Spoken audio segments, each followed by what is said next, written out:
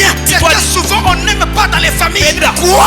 Je ne suis contre personne. Donc si un jour tu meurs, ta femme prend tout. Elle est ma femme, non? C'est la seule personne au monde pour laquelle Dieu a dit elle est os de mes os, elle est chair de ma chair. Même mon petit frère dans la chair, Dieu n'a jamais dit ça de lui. Mais pour elle est os de mes os, chair de ma chair. C'est ça la vérité. Mais si vous aimez votre femme en tant que chrétien, que les parents soient d'accord ou pas, quand on sait l'acte de mariage, je me prononce pour le mariage monogamique. Fait que communauté de biens. C'est que je travaille. Je fais cela pour ma femme et mes enfants. Pasteur, mais ta maman, mais ton papa, ma maman, mon papa. Je penserai à eux pendant que je suis en vie. Je leur donnerai ce qui est à eux. Je peux acheter parcelle, voiture, tout ce que vous voulez. Mais on ne doit pas mettre l'œil sur ce que moi je travaille. Le bien de ma femme et de mes enfants.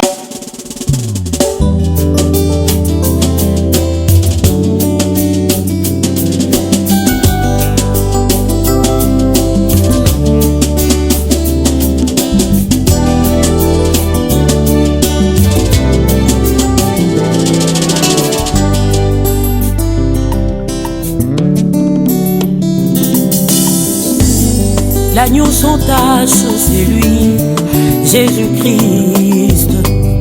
Il est le Dieu incarné, mon frère, ma soeur. Il a pris ta place au bois du Calvaire. Une couronne d'épines sur sa tête et une grosse croix monte à Golgotha. Yeah, yeah, yeah.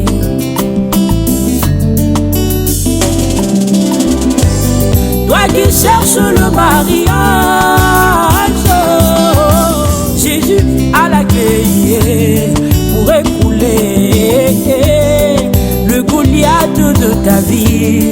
Mais si tu crois simplement,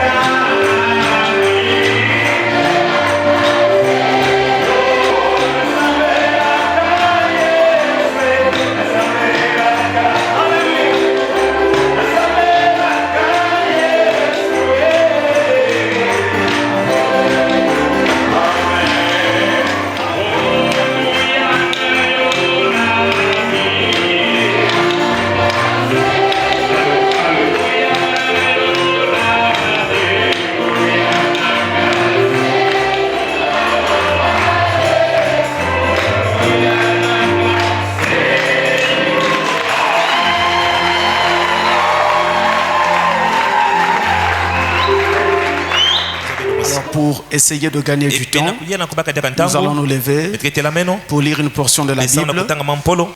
Je vais donc prendre un vieux passage de la Bible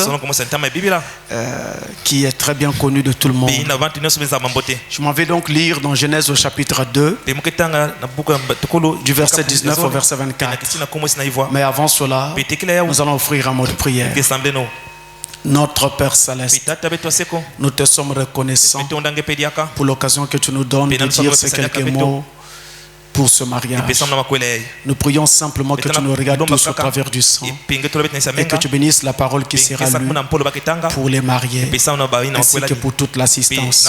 Nous te recommandons toutes choses, de sorte que Père, tu sois l'alpha et l'oméga de tout ce qui va se faire ici. Au nom de Jésus-Christ. Amen. Alors nous lisons Genèse chapitre 2 du verset 19 au verset 24.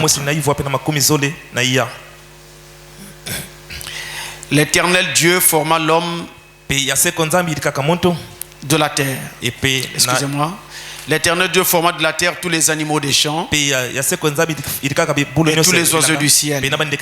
Et il les fit venir vers l'homme pour voir comment il les appellerait. Et afin que tout être vivant porte le nom que lui donnerait l'homme. Et l'homme donna des noms à tout le bétail, aux oiseaux du ciel et à tous les animaux des champs. Mais pour l'homme, il ne trouva point d'aide semblable à lui. Alors l'Éternel Dieu fit tomber un profond sommeil sur l'homme qui s'endormit. Il prit une de ses côtes et referma la chair à sa place. L'Éternel Dieu forma une femme de la côte qu'il avait prise de l'homme et il l'amena vers l'homme. Et l'homme dit: voici cette fois celle qui est os de mes os et chair de ma chair. On l'appellera femme parce qu'elle a été prise de l'homme. C'est pourquoi l'homme quittera son père et sa mère et s'attachera à sa femme et ils deviendront une seule chair. Amen. Dieu bénisse sa parole. Merci pour vous asseoir.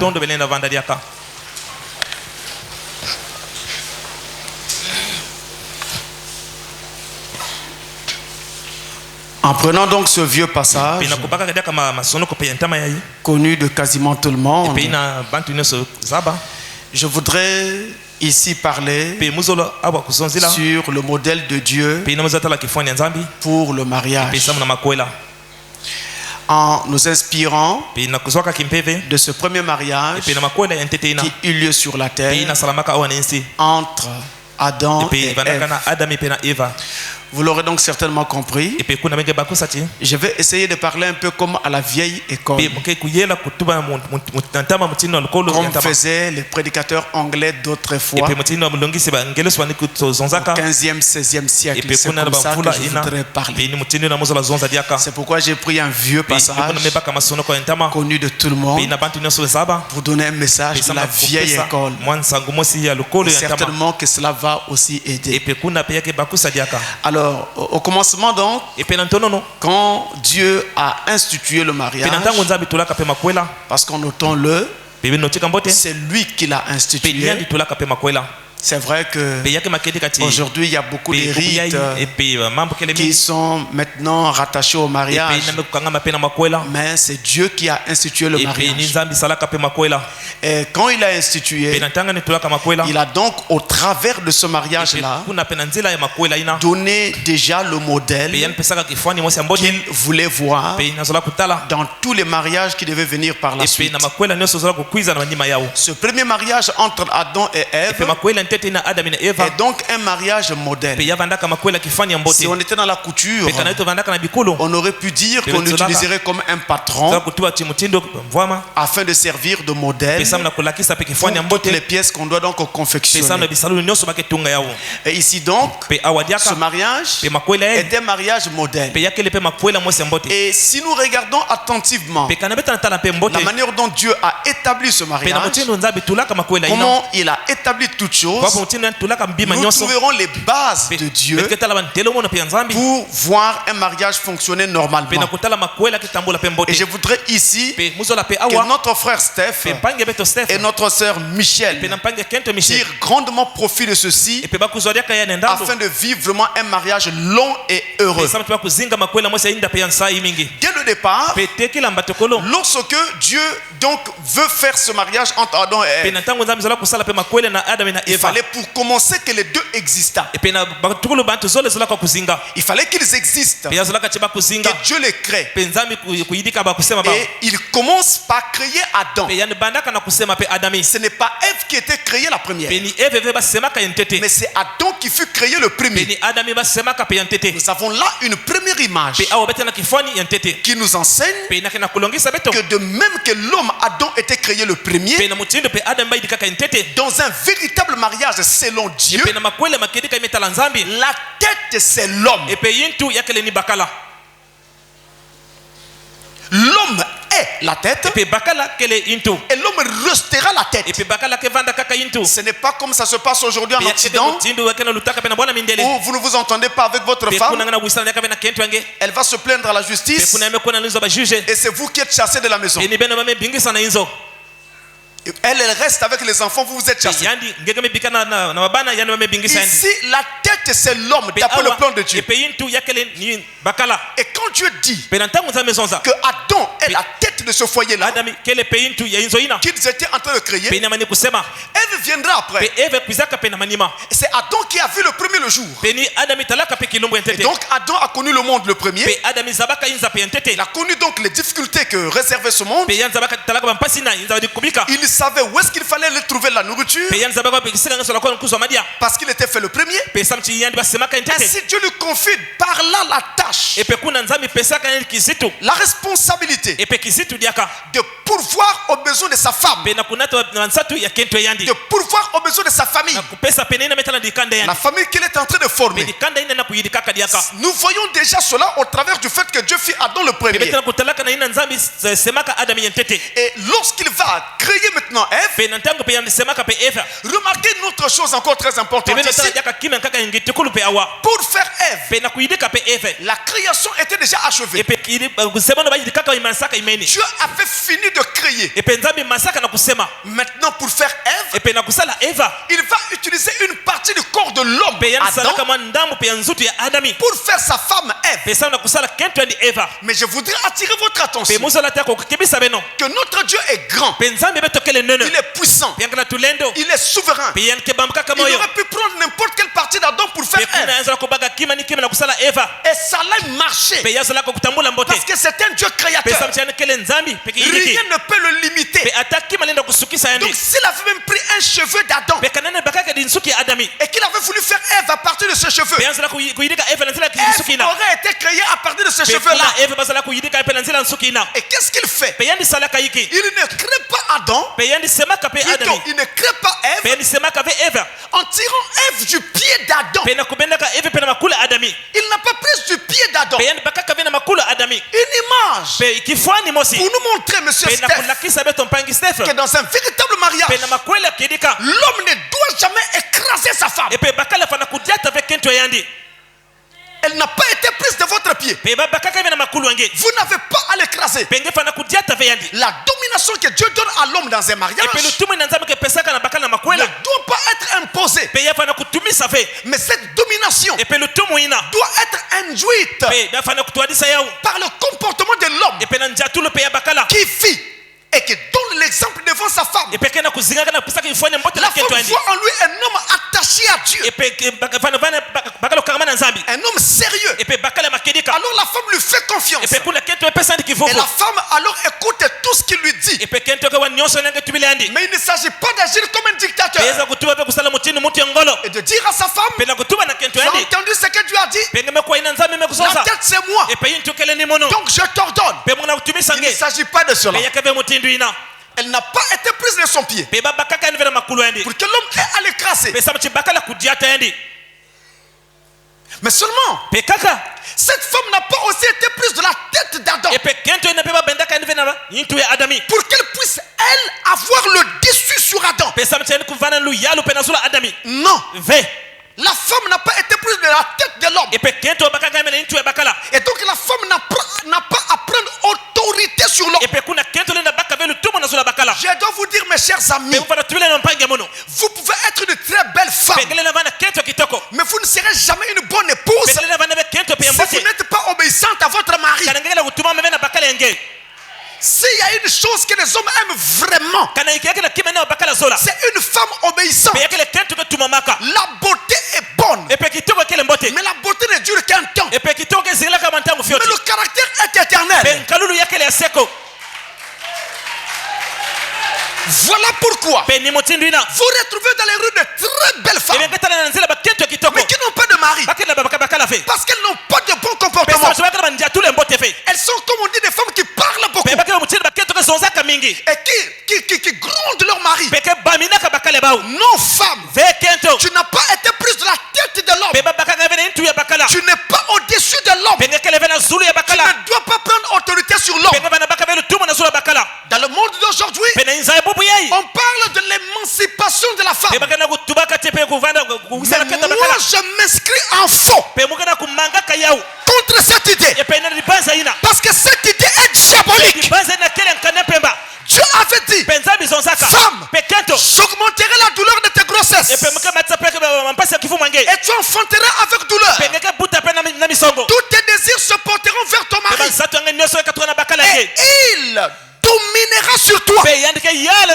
C'est le même passage, n'est-ce pas? Jusqu'à aujourd'hui, montrez-moi une femme qui peut accoucher sans douleur.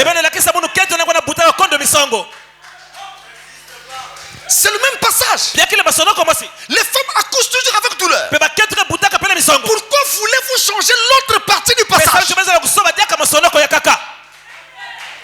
Pour faire que l'homme et la femme soient égaux. Je dois vous dire, même si ce sont là les décrets de l'ONU, le décret de la parole dit autre chose. Selon la parole de Dieu, la femme n'est pas égale à l'homme. Et si tu es une chrétienne, tu dois dire Amen.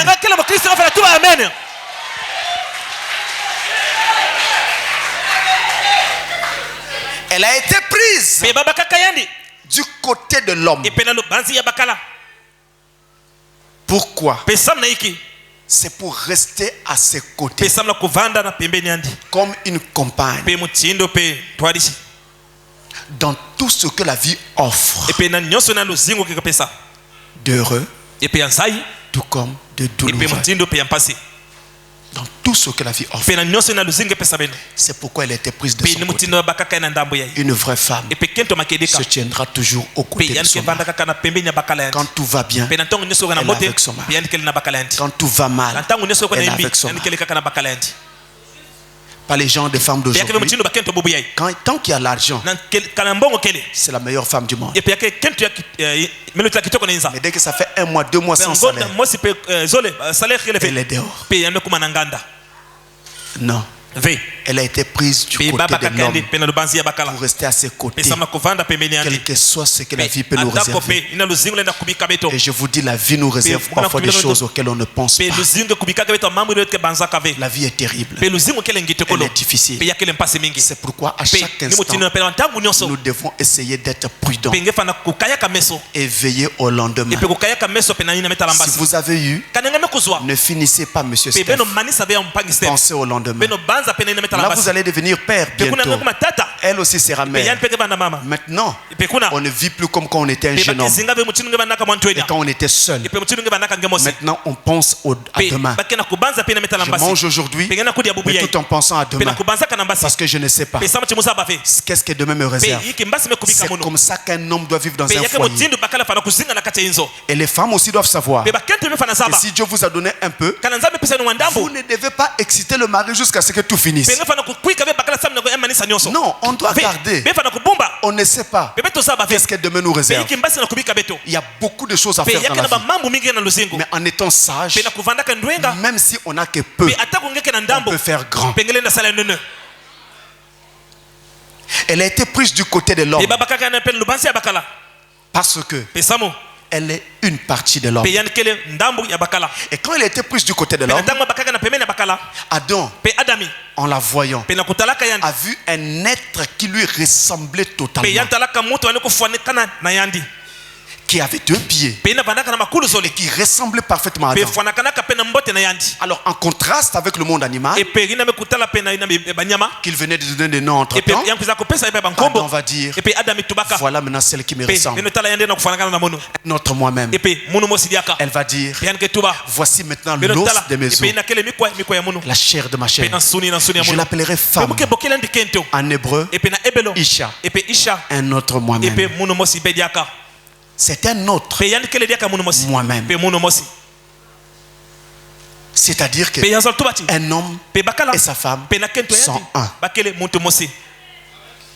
Et donc du coup, on ne peut pas maltraiter sa femme. Parce que vous êtes un. Personne ne fera souffrir sa propre chair. Et donc personne ne peut faire du mal à sa femme. Et je suis contre cette histoire des hommes qui tapent leur femme. Je crois que ces hommes se sont trompés de carrière. Ils auraient dû faire la boxe. Il a affronté Mike Tyson. Plutôt que de faire votre boxe sur votre femme. Moi je me pose la question. Celle à qui vous dites je t'aime, vous la tapez aujourd'hui. Demain vous allez encore lui dire je t'aime. Je ne comprends pas. Peut-être que vous pouvez m'expliquer. Et il y en a d'autres qui font comme chez les colons. Comme à l'école primaire. Il dit à sa femme, donne la main. Et lui affiche des coups comme à l'école primaire. C'est complètement absurde.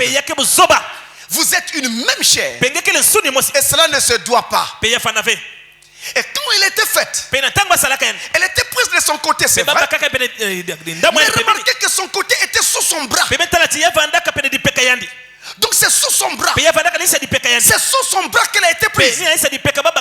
C'est une image pour montrer que l'homme doit toujours protéger sa femme. Protéger sa femme.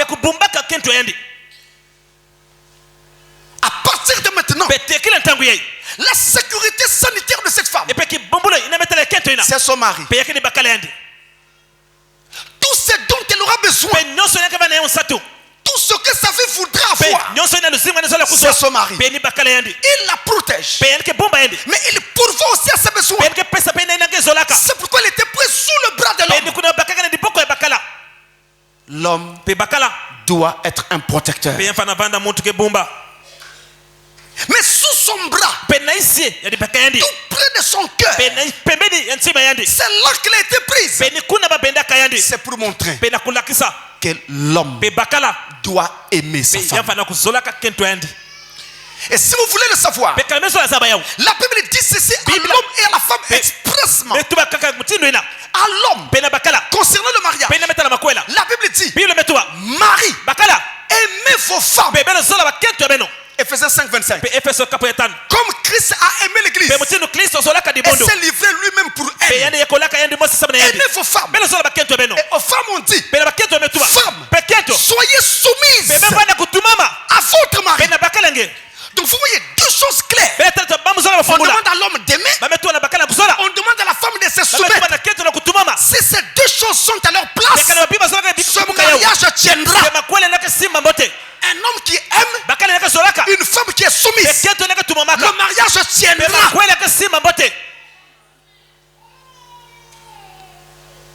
Quand l'homme dit à sa femme, ça tu feras comme ceci.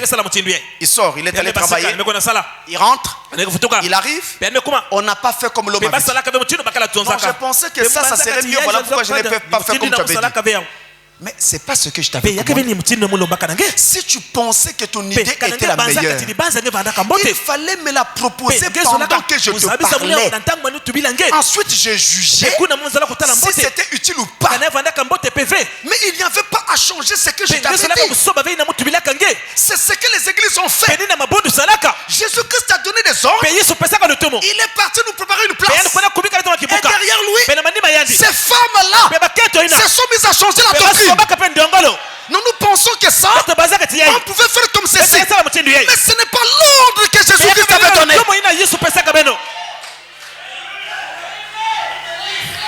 À l'homme, on demande d'aimer. À la femme, on demande de se soumettre. Et toujours en Éden, dans ce premier mariage, qu'avons-nous remarqué? Quand Dieu établit ce mariage, il crée un homme. Ensuite, une femme.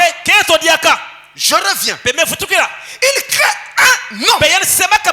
Ensuite, une femme. Elle les met ensemble. Voyez-vous le mariage de Dieu? Un homme plus une femme. En d'autres termes, dans le mariage chrétien, la polygamie n'existe pas.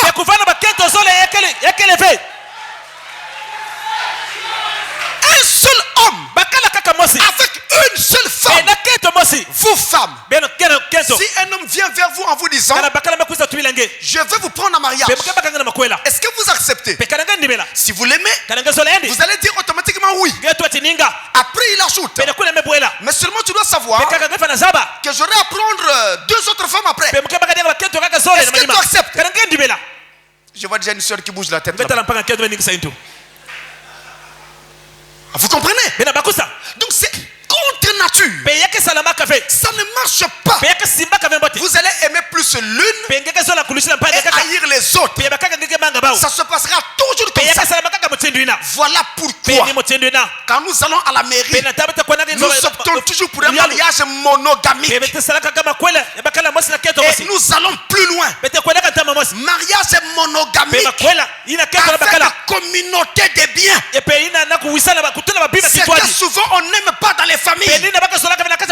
Quoi?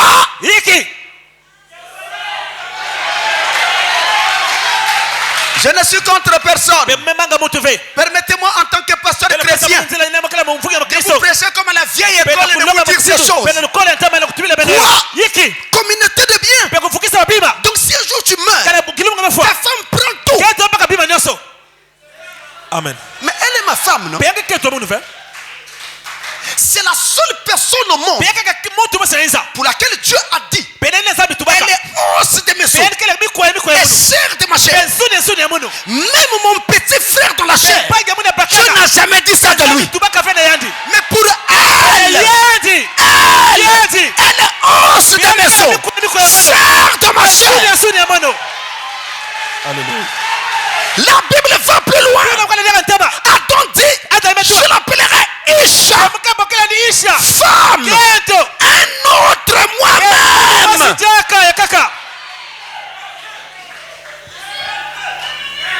C'est ça la vérité. Et si vous aimez votre femme en tant que chrétien, que les parents soient d'accord ou pas, quand on sait l'acte de mariage, je me prononce pour le mariage monogamique avec communauté de biens. C'est que je travaille. Je travaille cela pour ma femme et mes enfants. Quelqu'un dit amen? Pasteur, mets ta maman, mets ton papa, ma maman et mon papa. Je penserai à eux pendant que je suis en vie. Amen. Je leur donnerai ce qui est à eux. Je peux acheter parcelle, voiture, tout ce que vous voulez. Mais on ne doit pas mettre l'œil sur ce que moi je travaille pour le bien de ma femme et de mes enfants. Alléluia. Les temps ont changé. Ce n'est plus comme hier où vos cousins vont se compléter, se s'entendre pour dire bon, comme Yaya est mort, la maison là nous prenons. Okay? Donc toi tu ne travailles pas, tu attends que les autres travaillent pour toi.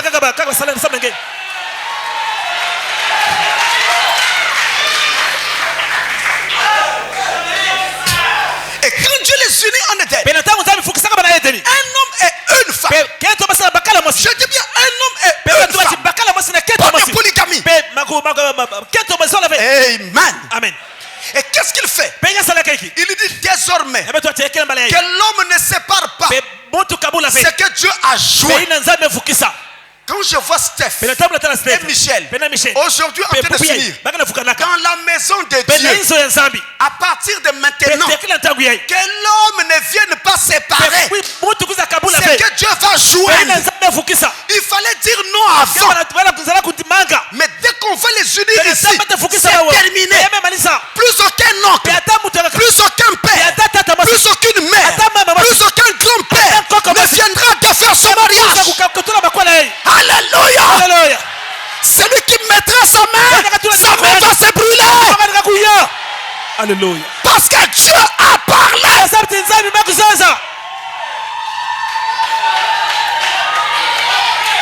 Un jour, j'ai marié un couple ici. J'arrive à la mairie. Le mari déclare mariage monogamique, communauté de biens. Il y avait un oncle là. Quoi? Toi, tu es malade. Communauté de biens. Donc nous là, on n'aura rien. L'oncle se fâche depuis la mairie. On arrive ici à l'église. Il refuse d'entrer à l'église. Il dit donnez-moi une chaise, je me mets dehors. On finit le mariage. Les jours qui suivaient, la femme commence à mourir. C'était sérieux. Mais ne pensez pas que c'est la blague. Mais comme ce mariage-là, c'était Dieu qui avait choisi. Quand la nouvelle est arrivée au ciel, que le diable menaçait le mariage, Dieu est rentré en scène.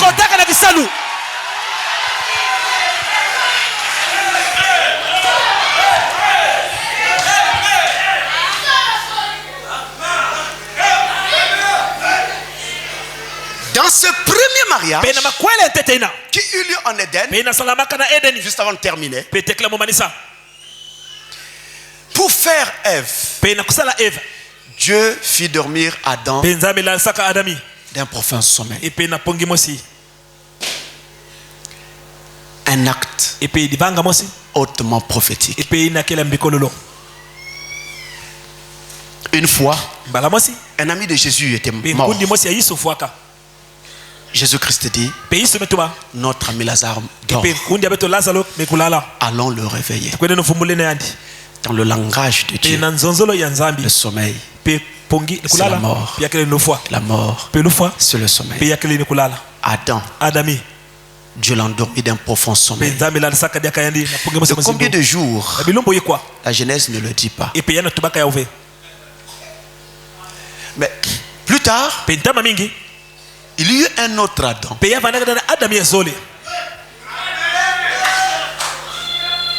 Il voulait avoir une église, une épouse. Dieu le prit. Il éleva la croix. Là, il mourut. Et Dieu le fit dormir d'un profond sommeil. Et son sommeil dura 3 jours. Avez-vous remarqué qu'à la croix, il fut percé au côté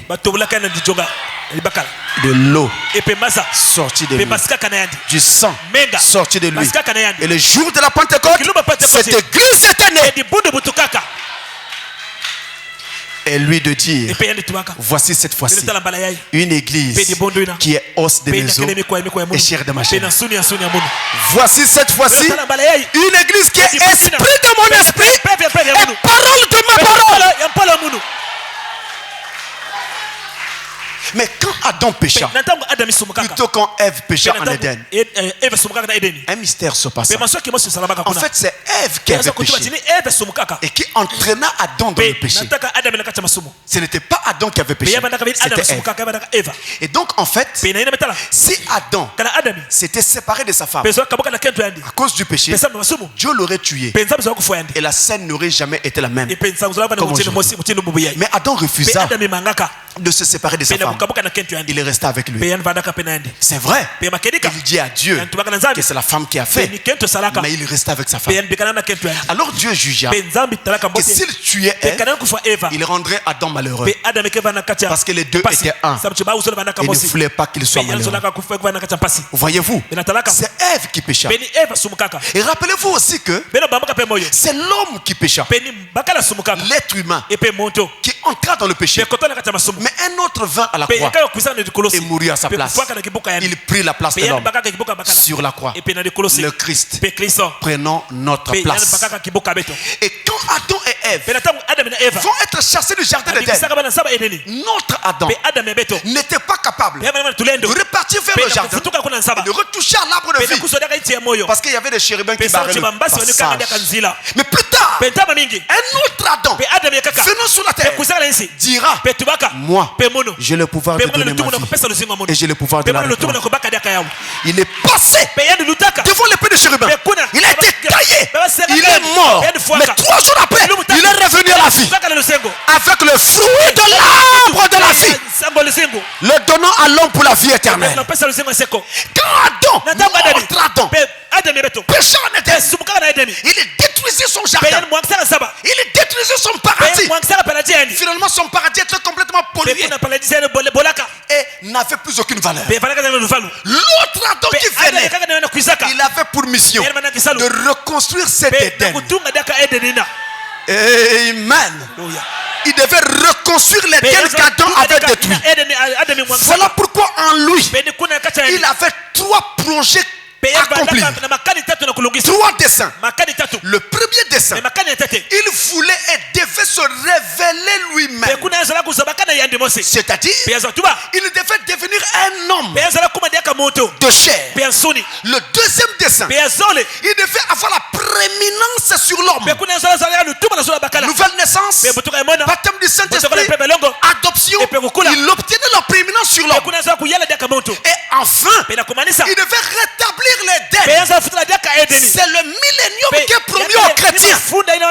Ainsi, ce premier mariage du jardin d'Éden était hautement prophétique. Et en ouvrant l'histoire de la Bible et l'histoire de l'humanité dans la Genèse, par un mariage, Dieu était en train de nous montrer que toute l'histoire du salut de la Bible ne parle que de mariage. La Bible d'ailleurs s'ouvre par un mariage dans la Genèse et se referme sur un autre mariage dans l'Apocalypse. Il s'ouvre à un mariage, le mariage d'Adam et Ève. Il se referme par un autre mariage, le mariage de l'agneau. Et tout au long de la Bible, on parle de mariage. C'est le baptême du Saint-Esprit dans l'âme de l'homme. C'est ça l'histoire du salut. C'est ça l'histoire de la Bible. Et c'est cela dont le mariage de ce soir est encore l'image. Que Dieu vous bénisse.